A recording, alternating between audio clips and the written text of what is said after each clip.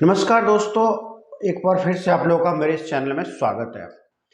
मैं Krishna Mishra, CEO founder Digiwise technology, आज आपको एक बेहतरीन टॉपिक जो डिजिटल मार्केटिंग सेगमेंट का है, इंटरनेशनल एसईओ।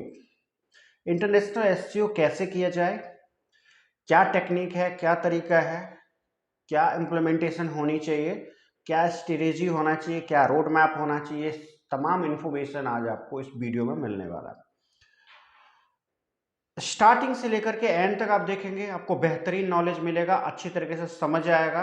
बीच में यदि आपने कट कर दिया, आपको समझ नहीं आएगा, आप डिस्कनेक्ट हो जाएंगे, क्योंकि ये एक टेक्निकल वीडियो होने वाला है। टेक्निकल के साथ साथ इजी लैंग्वेज में आपको समझ आए, इसलिए मैं ये वीडियो को बहुत लंबा चौड़ा नहीं करूंगा, लेकिन एक की पॉइंट बना के चलूंगा जिससे कि आपको बेहतरीन नॉलेज मिले, समझ आए। तो चलिए दोस्तों, बिना देर किए स्टार्ट करते हैं। सबसे पहले देखिए, जो इंटरनेशनल एसईओ है उसके बारे में मैं आपको क्लियर बता दूं। एक ऐसा एसईओ टेक्निक, एक ऐसा एसईओ प्रोसेस जिसमें हम अपने वेबसाइट की विजिबिलिटी इंटरनेशनल ग्लोबली लेके जाते हैं। इंटरनेशनल वर्ड क्लियर है, जिसमें आप ग्लोबली लेके जाते हैं, डिफरेंट जियो लोकेशन में, डिफरेंट कंट्रीज में, डिफरेंट लैंग्वेज के ऊपर, डिफरेंट कल्चर के ऊपर आपको अपना वेबसाइट की विजिबिलिटी बनाना है। ये जो टेक्निक है, this technique is called the process of SEO international, global SEO. So basically मैंने आपको एक टेक्निक, एक ब्रीफ बता दिया कि क्या होता है। नेक्स्ट स्टेप पे बढ़ने से पहले मैं एक रिक्वेस्ट करना चाह रहा हूँ, यदि आप लोग इस चैनल पे नए हैं तो सब्सक्राइब चैनल को जरूर कीजिएगा, जिससे कि आपको इस तरह का वीडियो आपको मिलता रहे without any searching and all. Notification आपको इमीडिएटली आ जाए कुछ भी हम लोग अपलोड करेंगे तो।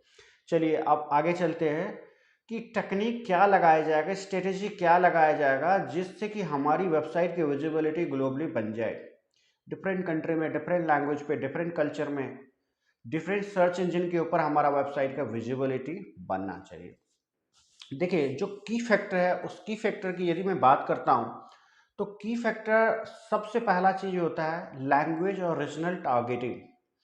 मीन्स अपना जो वेबसाइट है जिसको हम सर्व करने के लिए जा रहे हैं, उसमें आपको क्लियरली डिफाइन करना पड़ेगा कि ग्लोबली, देखिए ग्लोबली डिफरेंट लैंग्वेज है, डिफरेंट कल्चर है, डिफरेंट सर्च इंजन है। सो सबसे पहले चीज़ है, आपको ये मेक श्योर करना पड़ेगा जो वेबसाइट में लैंग्वेज यूज किया गया है, जो कंटेंट है, उस पर्टिकुलर कंट्री, पर्टिकुलर सिटी के लिए स्पेसिफिक होनी चाहिए। फॉर एग्जाम्पल, हमारा वेबसाइट हम यदि ग्लोबली लेके जा रहे हैं तो फ्रेंच वाले ऑडियंस का फ्रेंच लैंग्वेज में हमारे वेबसाइट पर कंटेंट अवेलेबल होना चाहिए। स्पेनिश है, जर्मन है, जिस लैंग्वेज में हमारा ऑडियंस है, जिसको मैं रीच करना चाह रहा हूँ, उस लैंग्वेज में हमारा कंटेंट होना चाहिए। तो मैंने एक कंटेंट की स्ट्रेटेजी आपको, लैंग्वेज और रीजनल टारगेटिंग की स्ट्रेटेजी आपको मैंने बता दिया। अब नेक्स्ट जो टॉपिक है, नेक्स्ट जो स्टेप है, वो कुछ इस तरीके से, वेबसाइट स्ट्रक्चर। वेबसाइट स्ट्रक्चर बोलने का मतलब ये है कि जैसे वेबसाइट पे ऑडियंस आता है उसको समझ आ जाना चाहिए, with the help of header menu या किसी भी तरीके से आपको ये बताना चाहिए कि पर्टिकुलर कंट्री के लिए, पर्टिकुलर ऑडियंस के लिए हम लोगों ने अपने डिफरेंट वेबसाइट को, डिफरेंट माइक्रो वेब पेजेस को डेवलप करके रखा हुआ है। If you want you can browse particular language, particular cultural website, web page और पर्टिकुलर वेबसाइट। सो इस सिचुएशन में यूजर को क्लियरली मैसेज जाता है कि यदि उसको थाई लैंग्वेज में पढ़ना है तो थाई लैंग्वेज में आपका कंटेंट अवेलेबल है। सो नेविगेशन स्ट्रक्चर जो होनी चाहिए, हेडर फुटर, हेडर या लेफ्ट या हेडर और राइट, ये दो ही कॉम्बिनेशन होनी चाहिए। ये नहीं कि हेडर में भी डाल रहे, लेफ्ट राइट में भी डाल रहे और बॉटम पे भी डाले, फुटर में भी नहीं। यूजर कंफ्यूज हो जाता है, सर्च इंजन कंफ्यूज हो जाता है और एक यूजर एक्सपीरियंस कॉम्प्रोमाइज हो जाता है। तो स्ट्रक्चर ऑफ द वेबसाइट पे बहुत ज़्यादा ध्यान देना है कि किस तरीके से होनी चाहिए। टेक्निकली आपको अपने वेबसाइट के ऊपर एक टैग होता है जिसको लैंड टैग बोला जाता है। लैंड टैग में आपको क्लियरली मेंशन करना है कि ये जो पर्टिकुलर पेज है हमारा इस लैंग्वेज में डेवलप है, जिससे कि सर्च इंजन को इमीडिएटली पता चल जाएगा। क्लियर हुआ होगा। जियो टैगिंग के लिए, रीजन के लिए भी एक स्पेसिफिक टैग है, वो आपको इम्प्लीमेंट करना पड़ेगा। तो मैंने अभी आपको जो बताया स्ट्रक्चर के बारे में, टेक्निकली भी बताया, यूजर पॉइंट ऑफ व्यू से भी बताया। नेक्स्ट थर्ड पॉइंट पे चलते हैं। देखिए, थर्ड पॉइंट है कीवर्ड रिसर्च। बहुत वैल्यूएबल, बहुत इम्पोर्टेंट पार्ट है, entire the global SEO, international SEO का रीड है। सो हमारे को ये चीज़ एक अंडरस्टैंड करना पड़ेगा कि किस लैंग्वेज में, ये आइडेंटिफाई करनी पड़ेगी कि पर्टिकुलर लैंग्वेज में वही कीवर्ड को लिस्ट में लिया जाए जो कीवर्ड सर्चेज हो रहे। जिस लैंग्वेज में जो कीवर्ड सर्चेज हो रहे उसको एक लैंग्वेज वाइज लिस्ट बनाना चाहिए कीवर्ड का, उसकी सर्चेज, उसकी डिफ़िकल्टीज, उसकी सीपीसी, उसके ट्रेंड, ये सारे कुछ सीट में रेडी होना चाहिए जिससे कि आप डिसीजन ले सके किस जियो लोकेशन के लिए, किस रीजन के लिए, किस कंट्री के लिए आप क्या कीवर्ड टारगेट कर रहे हो। मैं आशा करता हूँ कि कीवर्ड वाला भी कॉन्सेप्ट आपको क्लियर हुआ होगा। फोर्थ पॉइंट है कंटेंट लोकलाइजेशन।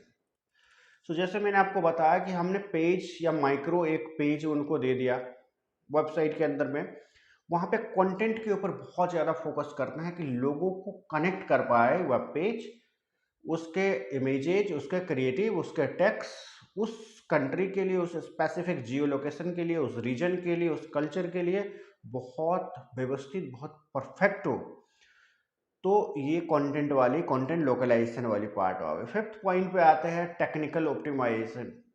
दोस्तों टेक्निकल ऑप्टिमाइजेशन में ये हमारे को बहुत मेक श्योर करना पड़ता है सर्च इंजन को भी, जैसे मैंने land tag, geo tag, reason tag जो मैंने आपको बताया, इसी तरीके से टेक्निकल एसईओ में ये सारे पॉइंट्स को ध्यान दिए जाते हैं कि वेबसाइट की जो यूआरएल है पर्टिकुलर फोल्डर के अंदर, पर्टिकुलर कंट्री के अंदर वहाँ पे ओपन हो रहा है या नहीं हो रहा है, या दूसरे कंटेंट तो उनको नहीं मिल रहे हैं। तो ये कन्फ्यूजन को दूर करने के लिए टेक्निकली एसईओ साउंड होना चाहिए, सारे कुछ सर्च इंजन पर्पज से भी डिक्लेयर होना चाहिए, यूजर पॉइंट ऑफ व्यू से यूजेबिलिटी और एक्सपीरियंस बहुत अच्छा होना चाहिए।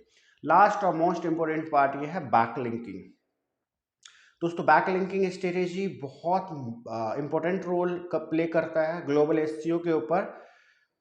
हर एक जगह पे आज की डेट में लोकल साइटेशन का बहुत वैल्यू हो गया है। तो आपको पता है कि लोकल साइटेशन जनरेट होती है उस पर्टिकुलर रीजन के लिए, पर्टिकुलर कंट्री, सिटी के लिए एक list of directories pre defined होता है। फॉर एग्जांपल इंडिया के लिए यदि मैं बात करूं तो इंडिया में जस्ट डायल, सुलेखा, इस तरह के बहुत सारे पोर्टल हैं जो लोकली इंडिया में प्रोवाइड कराते हैं इंफॉर्मेशन। सो हर एक कंट्री के लिए, हर एक रीजन में अपनी specific web portal, website, directories available है, उसके थ्रू से आपको लिंक बिल्डिंग करनी पड़ेगी। जियो लोकेशन के ऊपर पीआर हो या एडवर्टाइजमेंट, क्लासिफाइड एडवर्टाइजमेंट फ्री जो भी अवेलेबल है रिसोर्सेज, उसमें हमारी बैकलिंक होनी चाहिए। दोस्तों मैं आशा करता हूँ कि वीडियो आपको बहुत वैल्यूएबल इंफॉर्मेशन दिया होगा। इस वीडियो को मैं समराइज करता हूँ और आपको एक ब्रीफ 2 से 3 स्टेटमेंट में समझाने की कोशिश करता हूँ। ग्लोबल एसईओ एक ऐसा प्रोसेस है जिसमें पूरे वर्ल्ड के ऑडियंस को आप सर्व करते हैं या स्पेसिफिक कंट्री के ऊपर, स्पेसिफिक लैंग्वेज के ऊपर, कल्चर के ऊपर आप टारगेट कर रहे हो ऑडियंस को। अपने वेबसाइट को रैंक कराने के लिए सर्च इंजन के थ्रू से जो ग्लोबल एसईओ, इंटरनेशनल एसईओ का टेक्निक होता है, लोकलाइजेशन, कंटेंट, वेबसाइट की स्ट्रक्चर, टेक्निकलिटी और सर्च इंजन पर्पज से कोडिंग में भी आपको चेंज करना होता है, जो कि बहुत ज़्यादा इंपॉर्टेंट रोल प्ले करता है। देखिए कॉम्प्लेक्स हो सकती है स्ट्रेटेजी, हार्ड हो सकती है, टाइम प्रोसेस टेकिंग है, बट एक बार को रैंक कर गई तो वेबसाइट की अथॉरिटी के ऊपर, वेबसाइट की लिंक स्ट्रेटेजी के ऊपर यदि आपने काम कर लिया और पेशेंस रख के काम किया, 100% आपको रिजल्ट आएगा और ये रिजल्ट आपको बहुत फ़ायदा करेगा, आपके ऑडियंस को, आपको रीच बहुत बढ़ा देगा। इंटरनेट की खूबियत है, इंटरनेट की ये यूएसपी है, खासियत है। इसी के साथ वीडियो में इतना ही, आगे और इस तरह के टेक्निकल वीडियो बनाते रहेंगे। थैंक यू, बाय बाय, जय हिंद।